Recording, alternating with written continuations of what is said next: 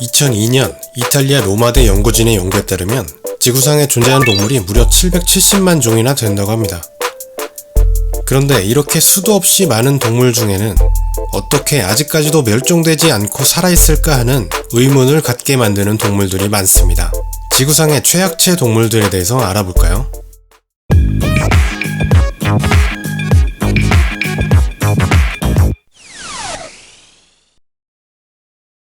느린 동물의 대명사 나무늘보. 심지어 거북이보다 느리다는 나무늘보를 보면 저렇게 느려서 어떻게 생존을 위해 치열하게 살아가는 동물들 사이에서 살아남았을까 하는 의문을 갖게 만드는 대표적인 동물이죠.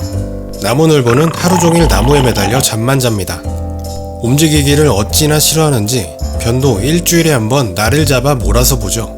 나무늘보의 천적은 나무를 잘 타는 제규어와 하늘을 날 수 있는 독수리인데 발견되면 제대로 저항도 못한 채 손쉽게 잡아먹힙니다. 이렇게 너무나도 느린 나머지 포식자들이 마음만 먹으면 잡아먹을 수 있을 것 같은데 대체 나무늘보는 어떻게 살아남았을까요?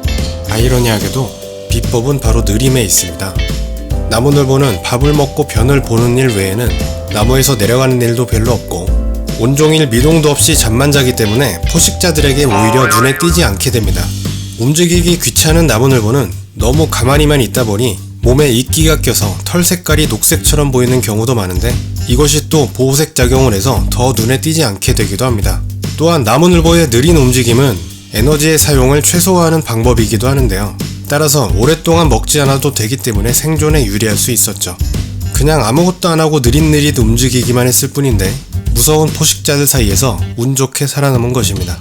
이렇게 열심히 아무것도 안하며 살아남은 나무늘보지만 현재 사람들에 의해 멸종위기에 처해 있는데요. 나무늘보 고기는 맛이 없어서 사람이 잡아먹지는 않지만 과도한 개발로 인해 서식처인 밀림과 숲이 사라지고 있기 때문입니다.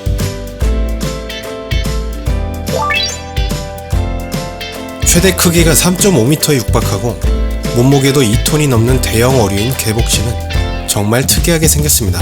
마치 생선 대가리만 둥둥 떠다니는 모양새죠. 언뜻 보기에 크기가 엄청나기 때문에 무서워 보일 수도 있지만 전혀 그럴 필요는 없습니다. 자기 몸도 제대로 못 가누는 녀석이거든요. 이건 뭐 수영을 하는 것이 아니라 거의 둥둥 떠다니는 정도이고 지느러미가 제대로 몸을 컨트롤하지도 못해 방향을 쉽게 틀지도 못합니다. 잘 때는 가로로 널브러져 자는데 이때는 그냥 어부들이 건져 올리기만 하면 된다네요. 개복치는 바다의 나무늘보입니다. 워낙 느려 터져서 지나가는 배나 암초에 부딪혀 죽는 경우도 많다고 합니다. 이런 개복치가 살아남을 수 있었던 것은 다름 아닌 모든 어류를 통틀어서 가장 많은 알을 낳기 때문인데요.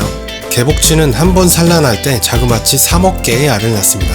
성체가 됐을 때는 3m에 육박하는 크기로 천적이 거의 없다시피 하지만 3억 개의 알 중에 성체로 자라는 녀석은 고작 10몇 마리 정도에 불과하다고 하네요. 나머지는 모두 다른 동물들에게 잡아먹힙니다. 잡아먹히는 치어들은 불쌍하기도 하지만 만약 이들이 모두 살아남아 성체가 된다고 생각한다면 지구상의 모든 바다가 개복치판이었을지도 모릅니다. 누구나 화장실에서 한 번쯤은 나방파리를 봤을 겁니다. 팔을 휘저어도 바람을 후 불어도 도망은커녕 못 모르고 벽에만 붙어있는 녀석인데 너무나 나약한 몸뚱이를 가졌기 때문에 손으로 툭 치기만 해도 떨어져 죽어버리죠. 나방파리는 곤충 중에서도 최약체로 꼽힙니다. 이런 나약하고 여린 몸으로 어떻게 살아남았을까요? 나방파리는 해충으로 분류됩니다. 하수구나 더러운 오염수에 알을 낳는데 알에서 나온 애벌레는 각종 더러운 오수와 박테리아를 먹고 자랍니다. 누가 파리 아니랄까봐 어릴 때부터 몸에 각종 더러운 것들을 품고 자라는 것이죠. 그러나 바로 이런 점 때문에 나방파리가 살아남을 수 있었던 것입니다. 더러운 하수구나 화장실 같은 곳에서 살아가기 때문에 마땅한 경쟁자 없이 쉽게 살아남을 수 있었던 것이죠. 약하고 비실대는 몸을 가졌지만 나방파리는 삶의 터전을 목 좋은 장소로 선택했기 때문에 결국 살아남았습니다. 곤충계에서 최약체 곤충 중 둘째가라면 서러울 진딧물입니다. 이런 진딧물은 어떻게 살아남았을까요? 진딧물은 최약체의 몸을 가졌지만 의외로 엄청난 생존력을 가진 녀석입니다. 진딧물은 식물의 진액을 빨아먹으며 살아가는데요. 자신이 빨아들인 진액은 전부 다 소화하지 못해서 남은 진액을 항문으로 배설하는데 익히 알려져 있듯이 이 달콤한 진액을 개미들이 좋아합니다. 진딧물의 진액을 먹기 위해 개미들은 진딧물의 천적인 무당벌레를 막아줍니다. 흔히 개미와 진딧물의 관계가 공생관계라고 하지만 사실 진딧물은 개미가 키우는 가축이라고도 볼 수 있습니다. 실제로 개미굴 내부에 진딧물을 잔뜩 데려다 놓고 식물의 뿌리즙을 먹이며 키우기도 하죠. 비록 약자의 위치에 있지만 진딧물들은 생존을 위해 다른 동물에게 의지해 살아남는 것을 택한 것입니다. 진딧물의 놀라운 생존력은 그것뿐만이 아닙니다. 진딧물은 무성생식으로도 번식이 가능한 존재입니다. 특이하게 봄부터 가을까지는 무성생식을 하며 겨울이 되면 유성생식을 하고 겨울잠에 듭니다. 놀라운 것은 태어나는 새끼 진딧물들이 모두 태어나기도 전에 이미 임신을 한 상태로 태어난다는 것인데 새끼들의 새끼들까지 한꺼번에 낳는 셈이죠. 무성생식을 하면 날개가 없지만 유성생식을 하면 날개가 달린 진딧물이 태어납니다. 날개가 달린 진딧물들은 다른 식물들로 자유롭게 옮겨다니며 영역을 넓혀가죠. 최약체 곤충인 진딧물의 생존 방식은 이렇게 효율적이고 강력한 번식력에 있습니다. 번식력을 얘기하면 크릴새우를 빠뜨리고 얘기할 수 없습니다. 크릴새우는 남극바다에 사는 4cm 미만의 바닷속 동물이며 실제로는 새우가 아니라 부유성 갑각류이자 동물 플랑크톤입니다. 새우라는 이름이 붙은 것은 새우처럼 생긴 외모 때문이죠. 크릴새우는 말 그대로 바닷속 동물들의 밥줄입니다. 수도 없이 많은 생물에게 잡아먹혀 영양분으로 전락하죠. 작고 힘도 없는 크릴새우는 둥둥 떠다니기만 할 뿐 별다른 저항도 못합니다. 크릴새우는 고래들이 좋아하는 먹잇감인데 고래가 입을 벌려 크릴새우 떼를 빨아들이면 큰 입으로 수십만 마리가 한꺼번에 빨려 들어갑니다. 지구 최대 동물인 흰수염고래는 그 덩치를 유지하기 위해 하루에 약 400만 마리나 되는 크릴새우를 먹죠. 그러나 그것에 굴하지 않고 크릴새우는 생존을 위한 전략으로 미칠 듯한 번식을 택했습니다. 크릴새우는 아무리 잡아먹히고 또 잡아먹혀도 끝도 없이 번식하고 태어납니다. 생물학자들의 연구에 따르면 같은 종의 개체들을 모아 체중을 합하면 단일 종으로는 압도적으로 크릴새우가 1위라고 하며 이런 넘사벽의 생존력을 무장한 결과 현재 크릴새우의 개체수가 무려 500조 마리나 된다고 합니다. 플랑크톤은 그리스어로 방랑하는 것을 의미하는데요. 말 그대로 플랑크톤들은 물속에 둥둥 떠다니고 방랑하며 살아가죠. 식물 플랑크톤은 지구상에서 세균이나 박테리아와 같이 원핵 생물을 제외하고는 가장 약한 생물입니다. 모든 포식자에게 잡아먹히는 맨 밑바닥 서열의 생물이며 다른 개체들의 에너지원이 돼줍니다. 식물 플랑크톤은 지구에 존재하는 거의 모든 물속에 사는데요. 바다뿐만 아니라 강이나 호수 등에도 존재하죠.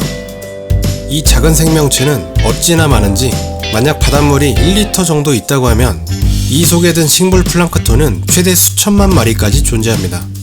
우리가 실수로 바닷물을 먹게 되면 최소 수천 마리의 식물 플랑크톤을 먹게 됩니다.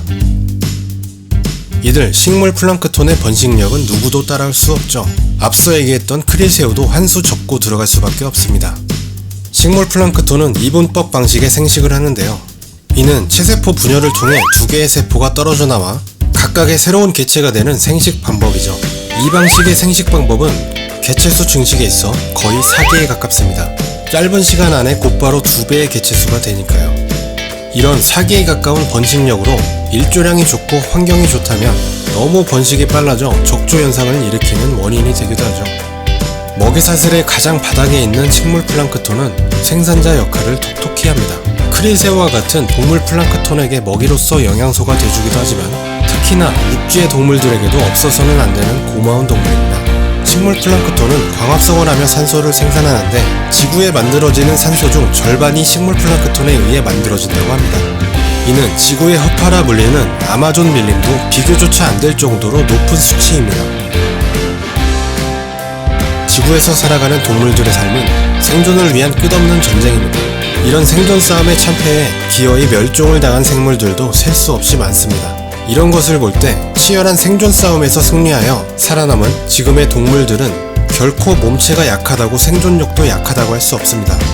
약한 만큼 그것을 극복하기 위해 또 다른 방법으로 강함을 키워나갔고 그로 인해 치열한 생존 싸움에서 승리한 승리자이기 때문입니다. 현재 존재하는 동물들은 저마다 생존을 위해 다양한 방식으로 진화해왔고 환경에 맞춰 효과적으로 살아남는 방법을 터득하였기 때문에 결과적으로 살아남았습니다. 자연에서 필요가 없는 존재들은 없습니다. 어떻게 살아남았을까 하는 의구심을 갖게 만드는 동물들이 많지만 그들도 자연의 일부이며 없어서는 안 될 꼭 필요한 존재들입니다.